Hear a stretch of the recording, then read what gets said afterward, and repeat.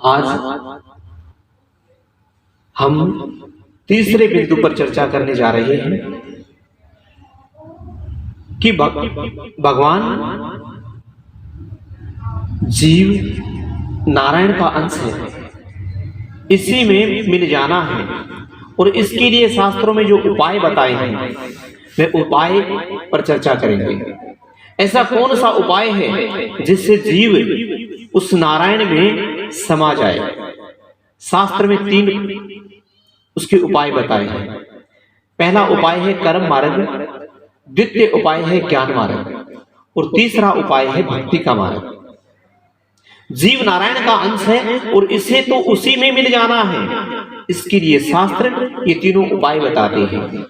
उपनिषद में या उपनिषदों के ज्ञान से ईश्वर का अपरोक्ष साक्षात्कार होता है, परंतु वेद व्यास जी ने विचार किया कि उपनिषदों की जो भाषा है वो बड़ी गूढ़ भाषा है, अर्थात उपनिषद का जो ज्ञान है उस ज्ञान को कोई समझ ले या पढ़ ले तो ईश्वर का उस जीव को अपरोक्ष ज्ञान हो जाता है। परंतु वेद व्यास जी ने विचार किया कि यह उपनिषद हर एक व्यक्ति नहीं पढ़ सकता और हर व्यक्ति उस उपनिषद के ज्ञान को समझ नहीं पाएगा, क्योंकि उपनिषदों की जो भाषा है वो बहुत गहरी है, गूढ़ है और सामान्य मनुष्य इसे समझ नहीं सकेंगे। उपनिषदों का ज्ञान तो दिव्य है, परंतु अपने जैसे विलासी लोग, भोगी लोग वैसे दिव्य ज्ञान का अनुभव नहीं कर सकेंगे। कारण मनुष्य के जीवन अति विलासी है, इसलिए ज्ञान मार्ग से जीवन ईश्वर के पास जा सके यह असंभव है। अति वैराग्य के बिना ज्ञान मार्ग में सफलता नहीं मिलती और ज्ञान की बुनियाद है वैराग्य, और ऐसा अति वैराग्य प्राप्त करना कठिन ही नहीं, इस कलयुग में असंभव है। श्री सुखदेव जी महाराज को ऐसा अति वैराग्य प्राप्त हुआ था, जन्म होते ही उन्होंने वन की ओर प्रयाण कर दिया और पिता से कहा, आप पिता नहीं हैं और मैं पुत्र नहीं हूं। वेद त्याग का उपदेश करते हैं, शास्त्र सब कुछ छोड़ने को कहते हैं। शास्त्र तो कहते हैं काम छोड़ो, क्रोध छोड़ो, परंतु मनुष्य कुछ छोड़ नहीं सकता। जो साधारण व्यक्ति पान सुपारी तक नहीं छोड़ सकता, वे काम क्रोध मोह लोभ कैसे छोड़ सकते हैं? जो साधारण व्यक्ति वे घर का त्याग किस प्रकार करेंगे?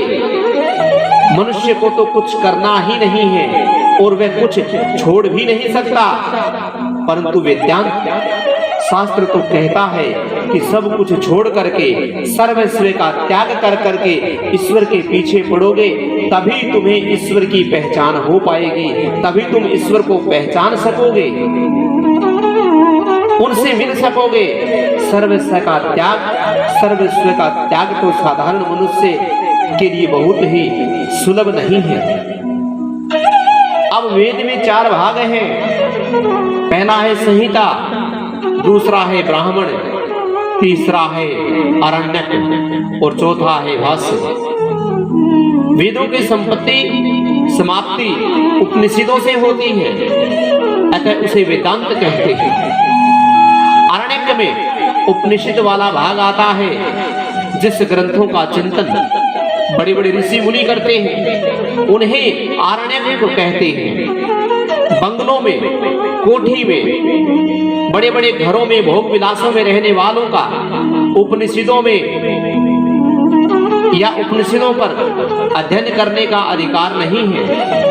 अपने जैसे संसार में फंसे हुए जीव उपनिषदों के ज्ञान को पचा तक नहीं सकते। इन सब बातों का विचार करके वेद व्यास जी भगवान ने श्रीमद् भागवत कथा की रचना की। उपनिषदों का बताया गया मार्ग अपने जैसे के लिए सुलभ नहीं है।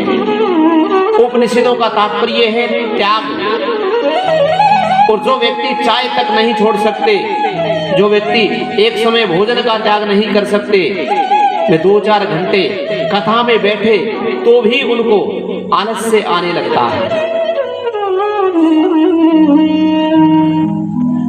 क्रोध आदि विकारों को कैसे छोड़ सकते हैं? जो काम सुख का उपभोग करते हैं वे योग अभ्यास कभी कर ही नहीं सकते।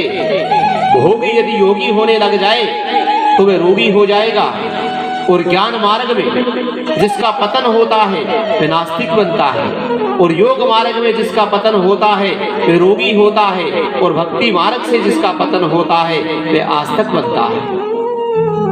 कलयुगी मनुष्य योगाभ्यास नहीं कर सकता। इस भागवत शास्त्र की रचना कलयुग के जीवों का उद्धार करने के लिए ही श्री वेदव्यास जी महाराज ने की है। श्रीमद् भागवत कथा में एक नवीन मार्ग दर्शन कराया है। हम घर बार को धंधा छोड़ नहीं सकते, ऐसा कहने वालों को भागवत शास्त्र कहता है निराश होने की आवश्यकता नहीं है। तुम्हें कुछ छोड़ करके जंगल में जाने की जरूरत नहीं है। केवल जंगल में जाने से ही आनंद मिलता है, ऐसा नहीं है। जीव जब इस प्रकार की प्रवृत्ति छोड़ करके निर्वृत्ति में बैठता है तब भी मन में प्रवृत्ति का विचार आता है। श्री भागवत शास्त्र का आदर्श दिव्य है। गोपियों ने घर नहीं छोड़ा, गोपियां घर का काम भी करती थी। उन्होंने स्वधर्म का त्याग नहीं किया, वे वन में नहीं गई, फिर भी भगवान को प्राप्त कर सकी। श्री भागवत कथा शास्त्र ऐसा मार्गदर्शन कराता है कि योगी को जो आनंद समाधि में मिलता है वही आनंद आप घर में बैठे हुए भी प्राप्त कर सकते हैं। घर में रहकर भी आप प्रभु का प्रसन्न कर सकते हैं, प्रभु को प्राप्त कर सकते हैं, परंतु आपका प्रत्येक व्यवहार भक्तिमय हो जाना चाहिए। गोपियों का प्रत्येक व्यवहार भी भक्तिमय था। घर में रहकर भी श्री भगवान का दर्शन हो सकता है। गोपियों को घर में रहकर भी परमात्मा का दर्शन हुआ। गोपियां यही मानती थी कि जहां हम जाती हैं हमारे कृष्ण हमारे साथ हैं। ब्रज में गोपियां दर्शन करके उद्धव जी का ज्ञान मार्ग उतर गया। गोपियों के सत्संग के बाद उद्धव जी कहने लगे वंदे नंद व्रज स्त्रीणः पादरणुम भिक्षणम शः यासा हरिकथोदितः पुनाति भुवनत्रयम्। अर्थात नंद बाबा के ब्रज में रहने वाली इन गोपियों के चरण रज को मैं बारंबार प्रणाम करता हूँ। इतना बड़ा ज्ञानी पुरुष उन अनपढ़ गोपियों के चरण रज को बारंबार प्रणाम करता हूँ, ऐसा कहता है। और कहते हैं और इसे मैं इन चरण रज को अपने सिर पर मस्तक पर चढ़ाता हूँ। अरे इन गोपियों ने भगवान श्री कृष्ण की लीलाओं कथाओं के संबंध में गुणगान किए हैं। ये वो तीनों लोगों को पवित्र करते हैं और सदा सर्वथा पवित्र करते रहते हैं, करते रहेंगे। गोपियां सब में भगवान का दर्शन करती थी, भगवान को ही निहारती थी। वे कहती थी इस वृक्ष में, इस लता में, इस फूल में, इस फल में मुझ में मेरा प्रभु दिखता है। मेरा कृष्ण मुझे छोड़कर कहीं जाता ही नहीं। गोपियों को घर में ही श्री परमात्मा का साक्षात्कार हुआ। श्री भागवत कथा में कहा गया है कि घर में रहो, अपने व्यवहार करो, फिर भी परमात्मा को प्राप्त कर सकते हो। घर में रहना पाप नहीं है, परंतु घर को मन में रखना पाप है। सबको साधु बनने की जरूरत नहीं है।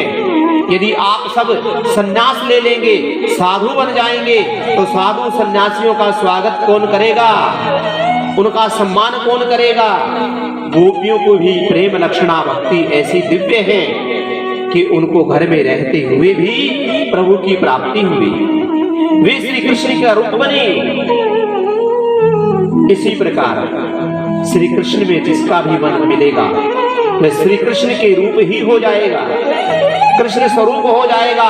ऐसे अलौकिक भक्ति मार्ग का भगवान वेद व्यास जी ने नारायण इस भागवत शास्त्र में वर्णन करेंगे और इसी भक्ति के द्वारा परमात्मा का साक्षात्कार होगा। श्रीमद् भागवत कथा अपने प्रत्येक व्यवहार को भक्तिमय बना देती है।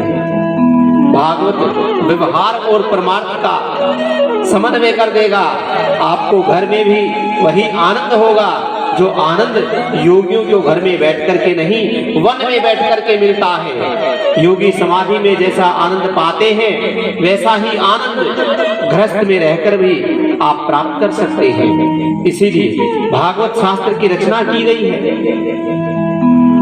संसार के विषय भोगों के प्रति वैराग्य हो जाता है और प्रभु के प्रति प्रेम जागे, यही श्रीमद् भागवत की कथा लीलाओं का उद्देश्य है। श्रीमद् भागवत कथा अर्थात भगवान को मिलाने का और मिलने का साधन। संतों का आश्रय लेने वाला संत बनता है और भागवत का आश्रय लेने वाला भगवान होता है। भक्ति केवल मंदिर में नहीं अपितु जहां भी बैठ जाओ वहीं हो सकती है। इस भक्ति के लिए कोई देश, कोई स्थान, कोई समय, कोई काल की जरूरत नहीं। भक्ति तो 24 घंटे करनी है। भक्ति के काल, समय और भोग के काल का समय ऐसा भेद रखता है कि भक्ति नहीं कर सकता। भक्ति सतत करो, ऐसा जो भेद रखता है। 24 घंटे ब्रह्म के साथ संबंध बनाए रखो, निरंतर भक्ति करो, हमेशा ध्यान रखो, सदा सावधान रहो कि माया के साथ संबंध कभी हमारा ना हो जाए। जब वासुदेव ने भगवान श्री कृष्ण को अपने मस्तक पर पधराया तब उनका ब्रह्म से संबंध हुआ, जिससे उनके हाथ पैर में बंधी हुई बेड़ियां अपने आप टूट गई। परंतु योग माया को लेकर के जब वसुदेव जी वापस आए तो उनके जितने भी बंधन थे सब वापस बंधन में पड़ गए। वासुदेव का ब्रह्म संबंध तो हुआ परंतु वे इसको टिका ना सके। ब्रह्म संबंध को टिकाए रखना चाहिए, ईश्वर का स्मरण छोड़ना नहीं चाहिए। वैष्णव अर्थात भक्त भगवान के साथ खेलते हैं। जीव जो क्रिया करता है वह सब ईश्वर के लिए करता है तो उसके प्रत्येक क्रिया भक्ति बन जाती है। भक्ति का विशेष संबंध मन से है और जिससे भक्ति मन में नहीं उसे तन से सेवा करने की कोई आवश्यकता नहीं। अर्थात जिसके मन में भक्ति नहीं है वह चाहे जितनी सेवा कर ले उसका कोई भाव नहीं है। मानसिक सेवा श्रेष्ठ है। साधु संत तो मानसिक सेवा तन मन से करते हैं। योग मार्ग से जीव ईश्वर के आनंद का अनुभव होता है। उसी आनंद का अनुभव इस भक्ति से सहज प्राप्त होता है। ज्ञानी योगियों को ब्रह्म आनंद प्राप्त होता है, वही इस साधारण जीवात्मा को भी प्राप्त हो जाए, ऐसी उस उद्देश्य के साथ श्रीमद् भागवत कथा की रचना की गई। इसमें तो भगवान का स्वरूप बताया है कि भगवान कैसे हैं। अब भगवान कैसे हैं, भगवान का स्वरूप क्या है, यह कथा अगले बिंदु में आएगी। इसी के साथ जय जय श्री राम, जय जय श्री राम।